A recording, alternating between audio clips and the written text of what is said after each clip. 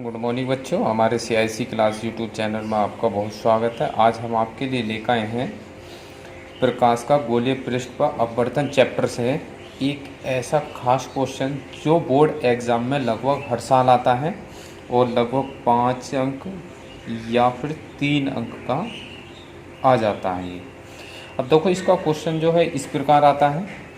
किसी उत्तल गोलीय पृष्ठ पर प्रकाश के अपवर्तन के लिए n/v माइनस 1/u बराबर n-1/r स्थापित कीजिए। ठीक है, यह कभी कभी इसका क्वेश्चन इस प्रकार आ जाता है। n1 व n2 अपवर्तनांक के दोनों माध्यमों को अलग करने वाले उत्तल गोलीय पृष्ठ के लिए अपवर्तन संबंधी सूत्र स्थापित कीजिए। कई प्रकार से आ जाता है ये। अब देखो, इससे पिछली वीडियो में हमने जो है अवतल गोलीय पृष्ठ पर ये वाला सूत्र प्रूव करा था। अब जो है उत्तल गोलीय पृष्ठ पर करते हैं। ठीक, सबसे पहले हेडिंग लिख लेंगे उत्तल गोलीय पृष्ठ पर अपवर्तन का सूत्र। देखो, इसकी हमने थ्योरी नहीं लिखी, हम थ्योरी क्या है आपको चित्र के अनुसार समझा देंगे। जैसे चित्र बनाएंगे वैसे ही आप लोगों को बिल्कुल थ्योरी लिख देनी है। ठीक है, अब देखो हम क्या करते हैं, सबसे पहले एक उत्तल गोलीय पृष्ठ बना लेते हैं। क्या है ये? एक उत्तल गोलीय पृष्ठ है। अब क्या करते हैं हम, देखो यहाँ से लिखना स्टार्ट करेंगे। जैसे हम चित्र बनाएंगे, माना क्यू पी क्यू डैश एक उत्तल गोलीय पृष्ठ है जो n1 वायु अपवर्तनांक में रखा है तथा n2 कांच का क्या है, कांच का अपवर्तनांक n2 है। ये क्या है, विरल माध्यम है और कांच क्या है, सघन माध्यम है। अब देखो मान लेते हैं C क्या है इसका, C वक्रता केंद्र है, P क्या है, P इस पृष्ठ का ध्रुव है। मान लेते हैं इसकी मुख्य अक्ष कौन सी हो गई, PC। मुख्य अक्ष क्या है इसकी, मुख्य अक्ष PC के किसी बिंदु पर एक बिंदु वस्तु O स्थित है। क्या है, किसी बिंदु पर एक बिंदु वस्तु O स्थित है। अब बिंदु O से चलने वाली प्रकाश की किरण क्या होगी, प्रकाश की किरण OM प्रकाश की किरण। अब मान लेते हैं प्रकाश की किरण बना लेते हैं। देखो यहाँ पे ये प्रकाश की किरण क्या है, OM उत्तल पृष्ठ के बिंदु M पर आपतित होती है। किस पर होती है, बिंदु M पर आपतित होती है। अब देखो हम जानते हैं कि ये क्या है, एक अलग माध्यम है और ये कांच क्या हो गया, दूसरा सघन माध्यम है। ये विरल माध्यम है, एक ये सघन माध्यम है। हम जानते हैं कि जब कोई प्रकाश की किरण एक माध्यम से दूसरे माध्यम में प्रवेश करती है तो वह क्या होती है, अपने मार्ग से कुछ विचलित हो जाती है। अब विचलित कैसे होती है वो, देखो हम यहाँ पे समझाते हैं। मान लेते हैं कोई भी प्रकाश की किरण क्या है, ये हमारे पास वायु है। ठीक, ये क्या है, सघन माध्यम है। ठीक, ये क्या है, वायु है, यानी कि विरल हो गया और ये क्या हो गया, सघन माध्यम हो गया। अब जब कोई प्रकाश की किरण विरल माध्यम से सघन माध्यम की ओर आती है तो वो क्या होती है, अभिलंब की ओर झुकती है। क्या होती है, ये जानी तो सीधी चाहिए परंतु सीधी न जाके क्या होगी, अभिलंब की ओर झुक जाएगी। किसकी ओर झुकेगी, अभिलंब की ओर। ये क्या है, अपवर्तन की घटना होती है। अब यदि सघन माध्यम से विरल माध्यम में जा रही है तो वो क्या होगी, अभिलंब से दूर हो जाएगी। क्या होगी, मान लेते हैं यहाँ चित्र बनाए। देखो ये हम सघन माध्यम ले लेते हैं, ये क्या है, विरल माध्यम है इधर। तो सघन माध्यम से जब आएगी प्रकाश की किरण तो ये अभिलंब बनाएंगे हम। तो अभिलंब क्या होगा, ये अभिलंब जानी तो इस तरह चाहिए सीधी, परंतु अभिलंब से क्या होगी, ये दूर हट जाएगी। ये क्या होता है, अपवर्तन का नियम होता है। यानी कि जब कोई प्रकाश की किरण विरल माध्यम से सघन माध्यम की ओर आती है तो अभिलंब की ओर झुकती है। यदि सघन माध्यम से विरल माध्यम में जाएगी तो वो अभिलंब से दूर हो जाएगी। ठीक है, अब आते हैं देखो यहाँ पे चित्र में। अभी हमने समझाया था, तो ये प्रकाश की किरण क्या है, एक माध्यम से दूसरे माध्यम में जा रही है तो ये विरल माध्यम से सघन माध्यम की ओर जा रही है तो क्या होगा, अभिलंब की ओर झुक जाएगी। किसकी ओर झुकेगी, अभिलंब की ओर। तो अब क्या कर लेते हैं हम, इसके वक्रता केंद्र से इस बिंदु पर एक अभिलंब डाल लेते हैं। क्या डालते हैं हम, एक मान लेते हैं सी एम एन क्या है, एक अभिलंब है हमारे पास। अब जब अभिलंब है तो प्रकाश की किरण क्या होगी, अभिलंब की ओर झुक जाएगी। ये अपवर्तन के पश्चात कहाँ जानी चाहिए, वैसे सीधी जानी चाहिए, ठीक। सीधी न जाके क्या होगी, ये इधर की ओर झुक जाएगी। मान लेते हैं ये इधर की ओर यहाँ पे निकल जाती है, किधर की ओर, ए बिंदु, ठीक। तो अब क्या है, यानी कि जब कोई प्रकाश वस्तु से चलने वाली प्रकाश किरण ओ एम क्या होगी, ये अपवर्तन के पश्चात एम ए मार्ग से निकल जाएगी, ठीक है ना। अब जब देखेंगे हम इसका प्रतिबिंब कहाँ पर बनेगा, इसका प्रतिबिंब जो है इस वस्तु से थोड़ा आगे की ओर प्राप्त हो जाता है। मान लेते हैं कहाँ प्राप्त हो जाएगा, इसका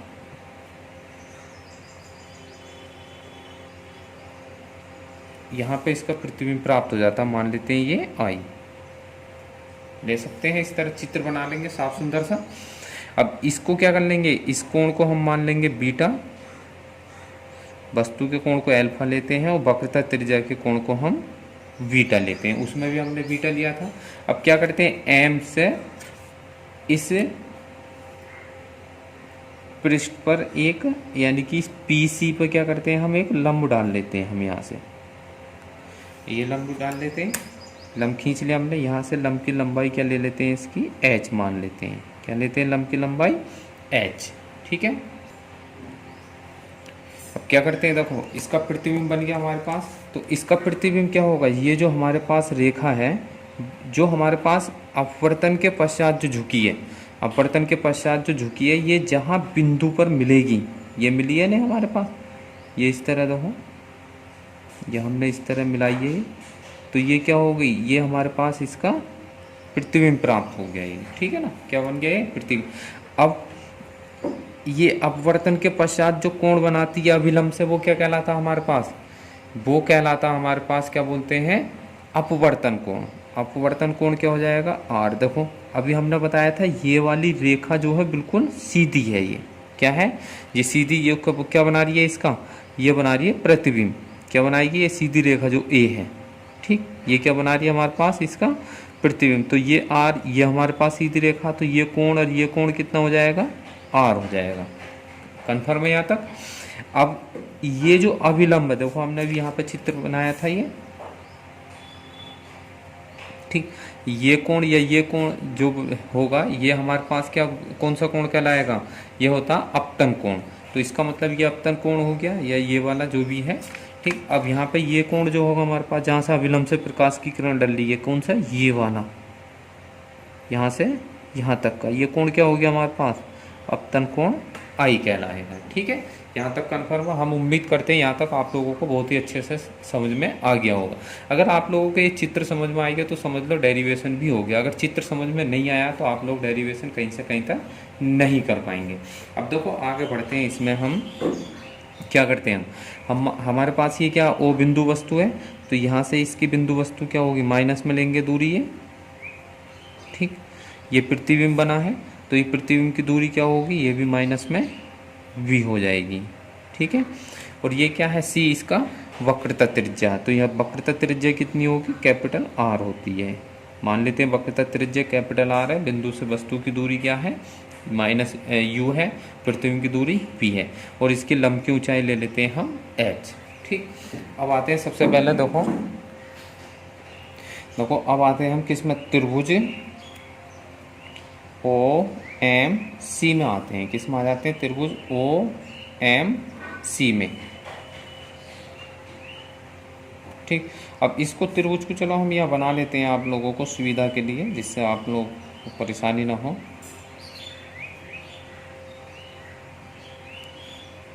ये है देखो इस तरह, ये क्या हो गया हमारे पास, एम बिंदु है, ये ओ बिंदु है, ये सी बिंदु है। ओ पर कितने का कोण बना हुआ है, अल्फा का। सी पर कितने का बना हुआ है, बीटा का। और ये कोण कितना है, अब देखो इस कोण को देखिएगा आप लोग, ओ एम सी में आ रहे हैं हम, ठीक है ना, ओ एम। तो अब ओ ये वाली किरण है हमारे पास, तो ये वाला कोण कितने का हमारे पास, ये आर तो कौन सा है, आर ये वाला है, सिर्फ ये वाला कोण था आर हमारे पास, ये था आर। तो यहाँ से यहाँ तक का कोण कितना है, आई है, तो इसका मतलब ये कोण कितना हो गया हमारे पास, आई कोण। ठीक, अब इसमें क्या लगाएंगे, भश कोण की कंडीशन लगा देंगे, तो ये वाला कोण क्या होगा, इन दोनों के योग के बराबर होता है। तो आई बराबर कितना हो जाएगा, अल्फा प्लस के बीटा। समीकरण 1 ले लेंगे इसको। एक मिनट रुको, ये बीटा हो गया ना हमारे पास, ये गामा, सॉरी इसको सही कर लेना आप लोग, हमारे ध्यान नहीं रहा था। कितना है ये, गामा कोण है ये, तो कितना हो जाएगा, ठीक है, गामा कोण हो जाएगा। ये कितना ले लेंगे हम इसको, गामा कोण। ठीक, अब आते हैं देखो त्रिभुज, किस में आ जाते हैं हम, आई एम सी में आते हैं। किस में, आई एम सी में। देखो इसको भी बना लेते हैं हम यहाँ पे,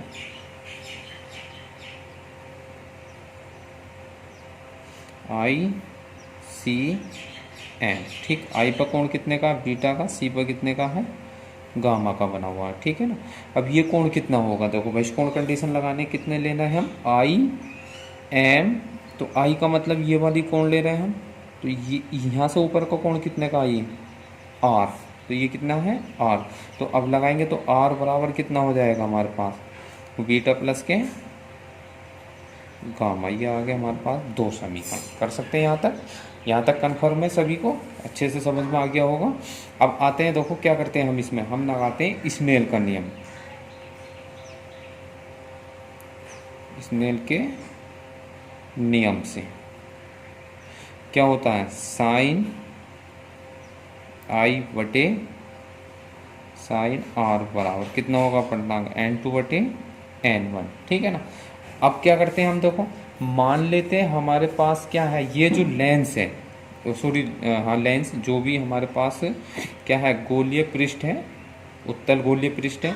अगर ये क्या है, बहुत ही छोटा है, या इसका व्यास क्या है, बहुत ही छोटा है, तो जब व्यास बहुत छोटा होगा तो ये बिंदु M क्या होगा, कहीं P के समीप आ जाएगा। कहाँ जाएगा ये M बिंदु, P के समीप आ जाएगा, क्योंकि जब व्यास क्या हो जाएगा, इसका छोटा जितना व्यास होगा वही क्या होगा, ये M बिंदु खिसक के इसके P के समीप आता रहेगा। जब P के समीप आता रहेगा तो ये कोण क्या होंगे, बहुत ही छोटे हो जाएंगे। तो जब कोण बहुत छोटे हो जाएंगे तो इन्हें डिग्री में हम ले नहीं सकते। जब डिग्री में नहीं ले सकते इन कोण, काय में ले लेते हैं हम, रेडियन में ले लेते हैं। काय में लेते हैं हम, रेडियन में नाप लेते हैं। जब रेडियन में नापेंगे तो कितना हो जाएगा, साइन आई का मान आई के बराबर हो जाएगा और साइन आर का मान आर के बराबर हो जाएगा। ठीक है ना, तो यहाँ पे लगा देंगे हम, साइन आई की जगह कितना हो जाएगा आई, आर के स्थान पे कितना हो जाएगा आर बराबर n2 बटे n1। ये इसकी तिरछी गुणा कर लेंगे तो कितना हो जाएगा हमारे पास, आई इंटू n1 हो जाएगा। कितना हो जाएगा, आई इंटू n1 बराबर आर इंटू n2, इतना हो जाएगा। अब क्या करते हैं हम, देखो यहाँ पे आई और आर के मान यहाँ से 1 और 2 समीकरण से लगा देते हैं। किससे, समीकरण 1 और 2 से। आई का मान कितना हमारे पास, अल्फा प्लस के गामा n1। अब आर का मान कितना, बीटा प्लस के गामा n2। इसके अंदर क्या करते हैं हम, गुणा कर लेते हैं हम। तो अल्फा n1 गामा n1 बराबर बीटा n2 और गामा n2, इतना कर लेंगे। गामा वालों को एक तरफ कर लेते हैं सबको। देखो तो ये गामा वालों के एक साइड कर लें इनको, तो कितना हो जाएगा हमारे पास, देखो ये हो गया हमारे पास, एक गामा ये है, एक ये है। तो इसको हम क्या करते हैं, देखो इसको हम इधर ले आते हैं, तो माइनस के गामा n2, क्योंकि n2 करना होता है हमें माइनस में, या ऐसा करते हैं, चलो कोई नहीं, जब हम इधर ले आए तो कोई बात नहीं, इसको कर लेते हैं। ये हो गया गामा n1, ये माइनस में हो जाएगा उधर, ये बीटा n2, ये माइनस का हो जाएगा अल्फा n1। कर सकते हैं इतना, ये यहाँ से माइनस कॉमन ले लो इसमें से, देखो, या ऐसा करो आप लोग, यहाँ पे इतना ना करो इसको। ठीक है ना, क्या करते हैं हम इसको, देखो ये अल्फा n1 है, इस बीटा को इधर ले आते हैं, माइनस के बीटा n2 बराबर, ये कितना हमारे पास गामा n2 है, माइनस का हो जाएगा ये गामा n1। सबसे सिंपल है, यहाँ पे क्या होगा, थोड़ा सा घुमाव हो जाएगा। अब यहाँ पे क्या करते हैं, अल्फा n1 माइनस के बीटा n2, इसको ऐसे ही रहने दो। अब यहाँ से गामा कॉमन ले लें तो कितना हो जाएगा, n2 माइनस के n1। इसको समीकरण 3 मान के यहीं छोड़े देते हैं। ठीक, अब आते हैं देखो इसमें चित्र में। अब हमें क्या करना है, अल्फा बीटा गामा का मान हमें इसमें ज्ञात करना है। किसका, अल्फा बीटा गामा का। अब देखो ये हमारे पास त्रिभुज है, यहाँ पर आते हैं देखो किस में, त्रिभुज है ये। अब देखो ये क्या है, बहुत छोटा वक्र है, तो ये जो बिंदु हम इसको ले लेते हैं, चलो एल, ये एल कहाँ जाएगा, पी पर आ जाएगा। ये बिंदु एल कहाँ जाएगा, पी पर। तो ये जो आर होगी कहाँ तक होगी, यहाँ की, इसके बराबर ले लेते हैं हम। किसके बराबर ले लेते हैं इसको, इसके बराबर ले लेते हैं, नहीं ठीक। क्यों, क्योंकि ये क्या है, लेंस हम जो हमारे पास पृष्ठ है वो बहुत ही छोटे व्यास का हम मान के चल रहे हैं। तो जब छोटे व्यास का मान के चलेंगे तो ये बिंदु एल कहाँ जाएगा, पी पे ही आ जाएगा। तो इसका मतलब पी सी जो होगा किसकी, पी सी जो होगा किसके बराबर हो जाएगी, एल सी के बराबर ही हो जाती है, ठीक है ना। अब देखते हैं हम, देखो यहाँ पे इस त्रिभुज में आते हैं, किसमें, त्रिभुज सी एल एम में। समकोण त्रिभुज है ये, क्या है ये, एक समकोण त्रिभुज है। तो हमें समकोण त्रिभुज है किसका मान निकालना, गामा का मान। तो अब गामा किस में हो जाएगा, देखो लाल बटे कक्का लगा लेंगे, यहाँ पे क्या लगाएंगे हम, लाल बटे कक्का। तो हमारे पास लंब दिया हुआ है और आधार दिया, तो लंब बटे आधार किस में हो जाएगा, लंब बटे आधार आ जाएगा tan में, ठीक है ना। क्योंकि हमें गामा का मान निकालना है, जो जो भुजा दी होती हैं उसी के अनुसार लेते हैं हम। तो क्या निकाल लेंगे हम, tan गामा बराबर कितना होगा, लंब बटे आधार। लंब का मतलब h, आधार का मतलब r। या tan गामा को हम कितना लिख सकते हैं, गामा लिख सकते हैं। क्यों लिख सकते हैं, क्योंकि हम यहाँ पे हम क्या चल रहे हैं, रेडियन में ले रहे हैं। तो साइन आई बराबर आर लिया था, तो यहाँ पे tan गामा बराबर गामा ले लेंगे, ठीक है। अब इसी तरह आते हैं देखो इसमें, इस त्रिभुज में आ जाते हैं, किसमें, त्रिभुज ओ एल एम में, ठीक। इसमें भी लंब बटे आधार दिया हुआ, तो tan क्या हो जाएगा, अल्फा हो जाएगा। क्या हो जाएगा, tan अल्फा। तो tan अल्फा को किसके बराबर लिख लेंगे, अल्फा के बराबर। तो ये हो जाएगा h बटे माइनस का u, लिख सकते हैं इतना, ठीक है। अब आते हैं त्रिभुज किस में आ जाते हैं, बड़े में आ जाते हैं। देखो आई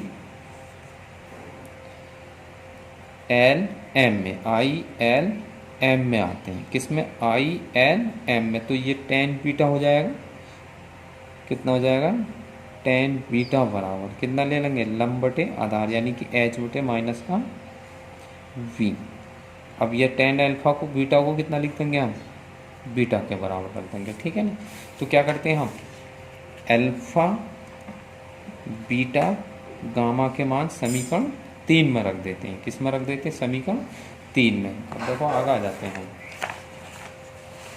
यहाँ लिखेंगे अल्फा बीटा तथा गामा के मान समीकरण 3 में रखने पर। तो कितना हो जाएगा हमारे पास, समीकरण 3 जो थी देखो यही हमारे पास लिख लेते हैं। चलो पहले समीकरण 3, ये था n1 alpha minus n2 beta बराबर गामा n2 माइनस के n1, ये है। अब यहाँ पे n1 गुणा अल्फा, अल्फा का मान कितना है हमारे पास, h बटे माइनस का u माइनस n2, बीटा का मान कितना है हमारे पास, h बटे माइनस का b आया था, और गामा का मान h बटा r आया था, और n2 माइनस के n1 कर सकते हैं इतना। अब क्या करते हैं, यहाँ से देखो माइनस के u कॉमन ले लेते हैं। चलो माइनस का u कॉमन ले लें यहाँ से, देखो h और माइनस का u कॉमन ले, सॉरी माइनस का h कॉमन लेते हैं। क्या लेते हैं, माइनस का h कॉमन। तो यहाँ पे कितना हो जाएगा, n1 बटा u बच जाएगा, माइनस यहाँ पे माइनस कॉमन ले लिया तो n2 बटा b बराबर कितना हो जाएगा, ये h n2 माइनस n1 बटा r। तो h से h कट जाएगा, क्या बचा, ये इधर माइनस का बचा। तो इस माइनस की इसमें अंदर गुणा करे लेते हैं, तो माइनस के n1 बटा u माइनस माइनस प्लस का हो जाएगा, ये कितना हो गया, n2 माइनस n1 बटे r, ठीक। अब क्या इसको पहले लिख लें, तो n2 बटे b माइनस का n1 बटा u बराबर कितना हो जाएगा, n2 माइनस n1 बटे r। ये क्या आएगा हमारे पास, सूत्र निकल कर आएगा। क्या आएगा इसका लिए, सूत्र निकल कर आएगा। अब यदि मान लेते हैं हम, ये आएगा हमारे पास किसके लिए, इसके लिए आ गया है, क्या बोलते हैं, उत्तर गोलीय पृष्ठ के लिए अपवर्तन का सूत्र आएगा जब वायु का अपवर्तनांक कितना n1 है और कांच का अपवर्तनांक n2 है, ठीक है ना। तब ये सूत्र आएगा हमारे पास इसके लिए। अब क्या करते हैं हम, मान लेते हैं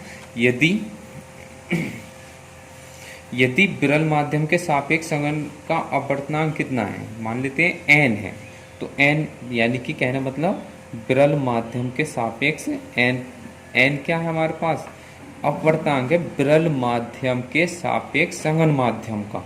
तो n बराबर कितना हो जाएगा, ये हो जाएगा n2/n1, या इसको हम कितना लिख सकते हैं, हम n बराबर, इसको हम लिख देते हैं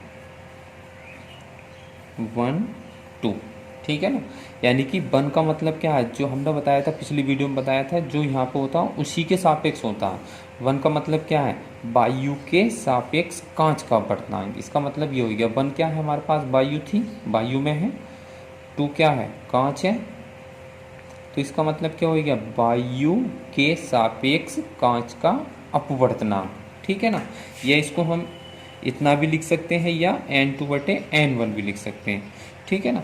तो अगर हम n2/n1 या अगर इतना लिखना चाहो तो इतना लिख लो, वरना इतना भी लिख देते हैं, आप कोई सा भी लिख सकते हैं।